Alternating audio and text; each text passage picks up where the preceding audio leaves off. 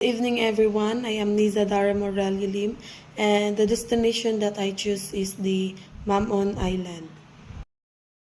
Mamon Island is found just off the coast of Siargao. It is tranquil and beautiful place located in Barangay Siangan, General Luna, Surigao del Norte. It is known for stunning white sand beaches, crystal clear water, and picturesque palm coconut trees. The island offers amazing opportunities for surfing, snorkeling, picture taking, and hiking. Mamon Island, Siargao is a perfect destination for the seeking relaxation, adventure, and natural beauty. This is the activities of Mamon Island.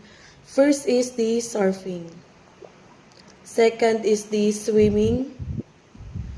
Third is the hiking. Fourth is the sunset. And the last is snorkeling. So that would be all the short information about Mamon Island.